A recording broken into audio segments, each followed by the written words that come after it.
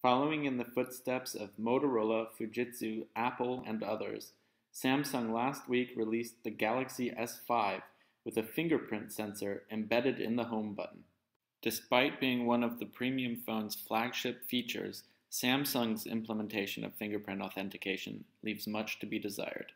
The finger scanner feature in Samsung's Galaxy S5 raises additional security concerns to those already voiced about comparable implementations.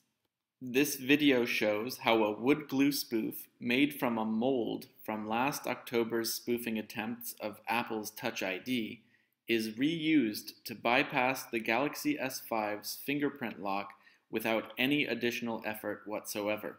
The spoof was made under lab conditions, but is based on nothing more than a camera phone photo of an unprocessed latent print on a smartphone screen. Perhaps most concerning is that Samsung does not seem to have learned from what others have done less poorly. Not only is it possible to spoof the fingerprint authentication even after the device has been turned off, but the implementation also allows for seemingly unlimited authentication attempts without ever requiring a password. Incorporation of fingerprint authentication into highly sensitive apps such as PayPal gives a would-be attacker an even greater incentive to learn the simple skill of fingerprint spoofing.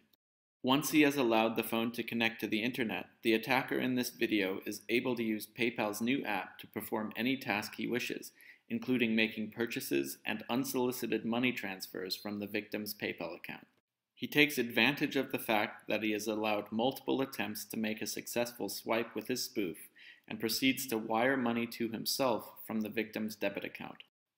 While biometrics will always carry with them a trade-off of security for convenience, it is the manufacturer's responsibility to implement them in a way that does not put their users' crucial data and payment accounts at risk.